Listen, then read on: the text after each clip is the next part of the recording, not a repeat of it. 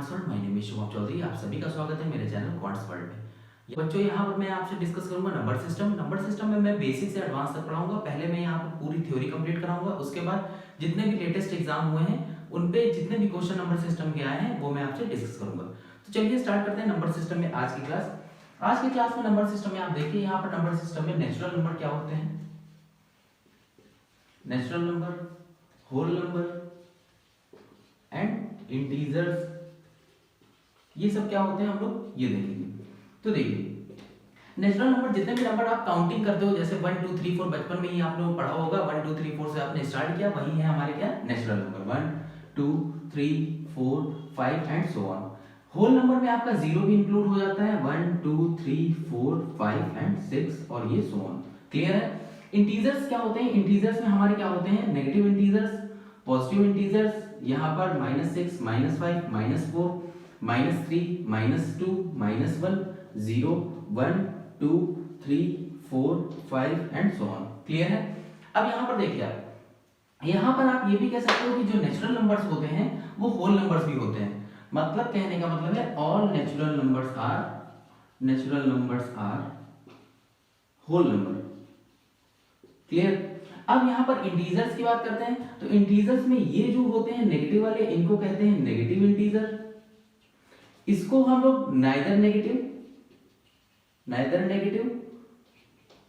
Nor positive. Clear है। क्योंकि zero जो है वो ना नेगेटिव लेके चलता है ना पॉजिटिव लेके चलता है, इसलिए ये ना ही नेगेटिव है ना ही पॉजिटिव है। उसके बाद ये हमारे क्या है, पॉजिटिव इंटीजर है, ये है पॉजिटिव इंटीजर। यहाँ पर हम लोग देखेंगे रियल नंबर के बारे में।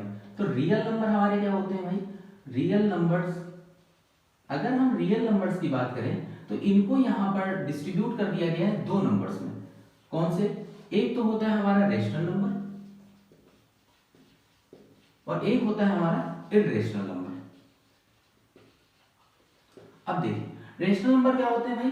रेशनल नंबर में अगर बात करता हूं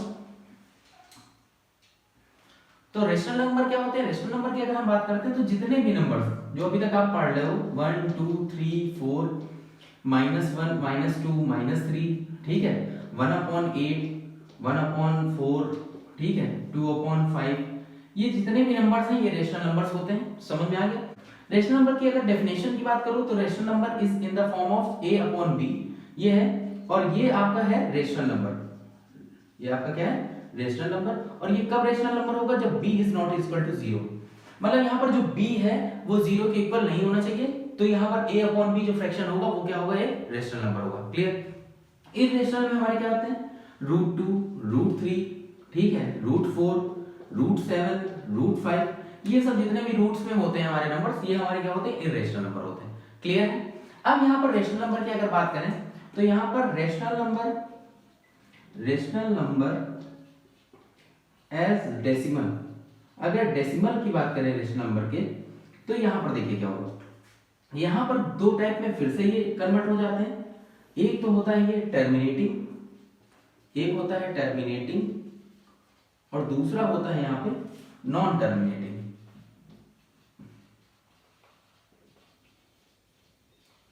क्लियर। मतलब यहाँ पे रेशनल नंबर अगर डेसिमल की फॉर्म में होगा तो वो टर्मिनेटिंग और नॉन टर्मिनेटिंग दो तरीके के नंबर्स में यहाँ पे कन्वर्ट हो जाएगा।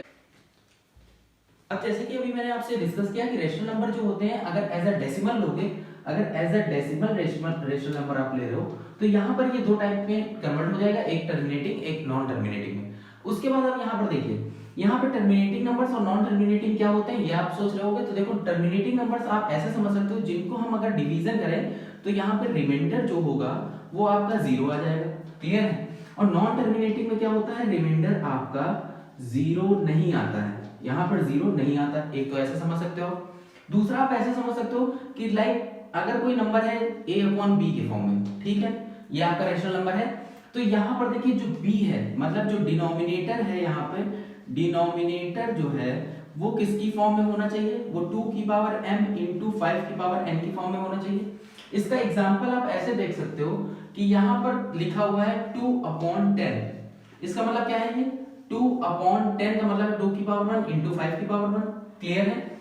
तो यहाँ पर क्या है भाई, देखिए ये इस फॉर्म में बन गया, इसका मतलब ये क्या है, टर्मिनेटिंग। टर्मिनेटिंग। और इसके बाद क्या कर सकते हो, इसके अलावा आप ये भी देख सकते हो कि यहाँ पर 2/10 को अगर हम देखते हैं तो ये दे देता है 0.2 और यहाँ पर रिमाइंडर आपका क्या आ जाता है, रिमाइंडर आ जाता है आपका यहाँ पर 0। तो इस केस में ये आपका क्या होगा, टर्मिनेटिंग नंबर होगा। क्लियर है। अब आप देखिए नॉन टर्मिनेटिंग क्या होता है। नॉन टर्मिनेटिंग को भी दो पार्ट में डिवाइड किया गया है। एक होता है नॉन टर्मिनेटिंग रिकरिंग डेसिमल, एक होता है रिकरिंग डेसिमल और दूसरा होता है non terminating non recurring decimal. तो यहां पर देखिए अब रिकरिंग और नॉन रिकरिंग का मतलब क्या है, रिकरिंग का मतलब रिपीटेड, जिसमें रिपीटेड अगर वैल्यूज आ रही हो डेसिमल में और इसमें नॉन रिपीटेड आ रही हो। तो यहां पर देखिए अगर कोई नंबर है लाइक 1/3 तो इसको अगर आप डिवाइड करोगे तो ये आएगा 0.33। आप यहां पर करके देख सकते हो, यहां पर अगर आप करोगे तो ये 1 ये 3 पॉइंट लगा 0 3 तो ये 9 फिर 1 3 और ये 0 फिर 9, तो इस तरह 0.3333 करके आता रहेगा। तो जब भी ये रिपीटेड जो वैल्यूज होती हैं इनको हम लोग क्या लिख सकते हैं, 0.3 का बार। समझ में आ गया कि नहीं। तो ये हमारा हो गया non repeating recurring decimal. Clear. इसी तरह आप ले सकते हो 1/11 तो ये हो जाएगा 0.090909। देख लो आप रिपीट हो रहा है 090909, जो भी रिपीट हो रहा हो उसके ऊपर क्या लग जाता है, बार लग जाता है। समझ में आ गया। तो इस तरह अगर रिपीटेड एलिमेंट्स आ रहे हैं हमारे डिवाइड करने पे या रिपीटेड वैल्यू आ रही है तो यहाँ पर क्या होगा, ये नॉन टर्मिनेटिंग रिकरिंग डेसिमल। अगर यहाँ non terminating non recurring decimal की बात करें तो √2 की वैल्यू जैसे होती है 1.414 और ये इस तरह यहाँ पर डिफरेंट डिफरेंट वैल्यूज आती रहती है। √3 की वैल्यू अगर देखोगे तो 1.732 और ये डिफरेंट डिफरेंट वैल्यूज आती हैं। मतलब यहाँ पर जो वैल्यूज हैं वो रिपीटेड नहीं हो रही है। अगर 414 आ रहा होता तो ये इसमें चला जाता और यहाँ पर 1.732 है तो यहाँ पर ये डिफरेंट डिफरेंट वैल्यूज आती हैं, कहीं पे 1 आएगा, कहीं पे 2 आएगा, कहीं पे जो भी आएगा। ठीक है, लेकिन ये रिपीट नहीं होगा। इसका मतलब ये क्या है, non terminating non recurring decimal. अब यहाँ पर एक लाइन और आपको समझनी चाहिए कि यहाँ पर ये जो होता है नॉन टर्मिनेटिंग रिकरिंग डेसिमल, ये भी आपका किस में आता है, रेशनल नंबर में आता है। और यहाँ पर ये जो होता है ये इर्रेशनल में आ जाता है, ये इर्रेशनल में आ जाता है। क्लियर है, ये चीज समझ में आ गई। अब यहाँ पर हम लोग देखेंगे नॉन टर्मिनेटिंग रिकरिंग डेसिमल्स, जो कि कुछ मैंने यहाँ पर लिए हुए हैं और इनको हम लोग कैसे सॉल्व करते हैं ये हम लोग देखते हैं। तो देखिए यहाँ पर क्या है, यहाँ पर लिखा है 0.5 के ऊपर बार लगा हुआ है। इसका मतलब क्या है कि यहाँ पर 5 का क्या हो रहा होगा, रिपीटेशन हो रहा होगा। इसको सिंपल क्या करना है, आप 5 को यहाँ पर लिख लीजिए। उसके बाद यहाँ पर देखिए किस पे 5 के ऊपर बार लगा है, मतलब एक ही नंबर पे बार लगा हुआ है। तो जितने नंबर पे बार लगा हुआ था उसमें ऐसे ही हम लोग लिख देते हैं, मतलब 5/9। तो इसका आंसर हो गया 5/9। क्लियर। अब इसमें देखिए, इसमें यहाँ पर जो वैल्यू है उसको यहाँ पर पुट कर दिया हमने। ठीक है, उसके बाद देखिए यहाँ पर कितनी वैल्यूज पे बार लगा हुआ है, 2 वैल्यूज पे, तो इसका मतलब 2 9 आ जाएगा यहाँ पे। क्लियर है। अब इसके बाद इसको आगे सॉल्व कर सकते हो, अगर सॉल्व हो रहा है, नहीं सॉल्व हो रहा है तो कोई बात नहीं। अब यहाँ पर हम लोग एक और एग्जांपल देखेंगे, जैसे ये 47 को ऐसे ही 47 लिख दिया, उसके बाद 2 पे है तो यहाँ पर 9 9 हो गया। क्लियर। अब यहाँ पर एक और देखेंगे, यहाँ इसको अब आप देखो, यहाँ पर इसको देखने के पहले एक यहाँ पर भी मैं क्वेश्चन आपको डिस्कस करूंगा। यहाँ पर देखिए अगर ये लिखा है 0.47 और केवल 7 के ऊपर बार है, समझ में आ गया। तो देखिए इसको कैसे करेंगे, इसको क्या करना है आपको, 47 माइनस यहाँ पर 4 कर देना है। जिस पर बार नहीं लगा है या जितनी नंबर्स पे बार नहीं लगा हुआ है उसको यहाँ पे लिख देना है माइनस करके, अपॉन यहाँ पर देखो किस पे बार लगा है, 9। समझ में आ गया। एक अगर नंबर पे बार लगा है तो केवल 9 1, उसके बाद जितने भी नंबर्स बचे हैं वो 0 हो जाएगा। तो यहाँ पर क्या हो जाएगा, 43/90 इसका आंसर हो जाएगा। क्लियर है। अब यहाँ पर देखिए, इसमें अगर आप देखोगे तो यहाँ पर लिख दो 2 + 0.4178 और यहाँ पर 178 पर क्या लगा हुआ है, बार लगा हुआ है। तो यहाँ पर देखिए 2 प्लस यहाँ पर क्या हो जाएगा 4178, मतलब यहाँ पर पूरा नंबर लिख देना है ऐसे ही। क्लियर है। उसके बाद जिस पे बार नहीं लगा हुआ है दैट इज 4 माइनस कर देना अपॉन, इसके बाद क्या करना है, यहाँ पर देखिए कितने पे बार लगा है, तो 3 पर बार लगा है तो 3 9 और एक 0 हो जाएगा। क्लियर। यहाँ पर फिर क्या हो जाएगा 2 + 4174 अपॉन 9990 और इसको क्या लिख सकते हैं 24174 अपॉन 9990। क्लियर है। इस तरह से हम लोग सॉल्व करेंगे।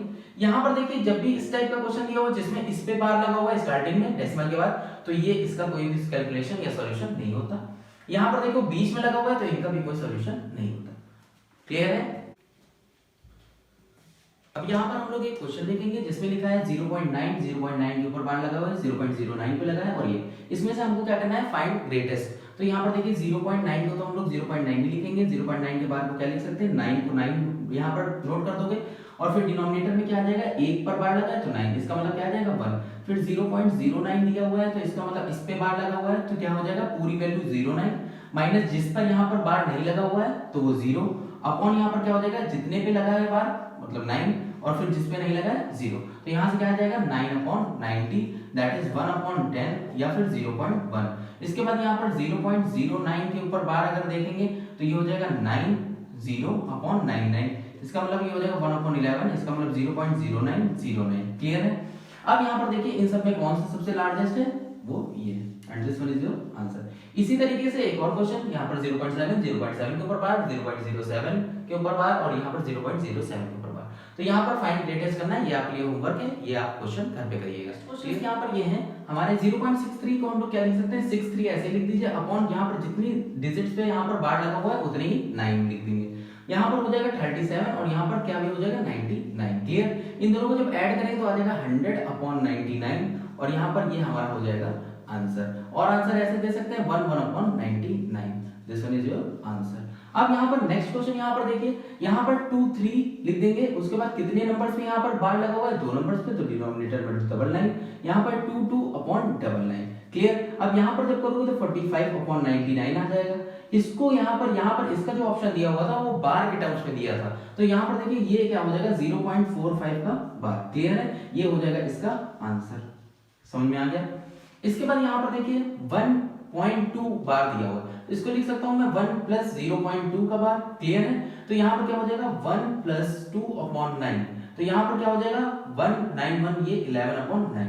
अब यहाँ पर जब करोगे तो ये 11/9 × 303/99, 11 ये 9 हो जाएगा, 3 3 हो जाएगा, ये हो जाएगा 1/27। अब 1/27 को जब आप डिवाइड करोगे तो यहाँ पर डिवाइड करके देख लो, 1/27 को ये 1 ये 27, ये पॉइंट लगा 0 ये 0 लगा, यहाँ पर एक और 0। यहाँ पर देखोगे तो 3 टाइम्स जाएगा तो यहाँ पर क्या हो जाएगा आपका 81 और यहाँ पर आ जाएगा 19, फिर 0 लग जाएगा तो यहाँ पर 7 टाइम्स से चला जाएगा, 7 7 63, 6 7 2 14 और 6 7 7 49, 4 सॉरी 7 7 49 का 9 आ जाएगा, यहाँ पर 4 7 2 14 और 189 आ जाएगा, फिर 1 आ गया। अब देखो 1 यहाँ पर रिपीट होने लगा, इसका मतलब क्या है आगे भी यही आ रहा होगा। क्लियर है। यहाँ पर मतलब कि इसका आंसर आ जाएगा 0.037 का बार। क्लियर है। यहाँ पर अगर नहीं समझ में आया तो फिर से आप देखो, यहाँ पर फिर से 0 लोगे आप, फिर एक 0 लोगे तो यहाँ पे 0 लगाओगे, फिर ये देखो 100 100 बन गया, पूरा यहीं पे प्रोसेस ऐसे ही होता रहेगा, ये ऐसे आएगा 0.037 तो यहाँ पर क्या लिख सकते हो इसको 0.037 का बार। क्लियर है। तो इस तरीके से हम लोग यहाँ पर क्वेश्चंस को सॉल्व करेंगे।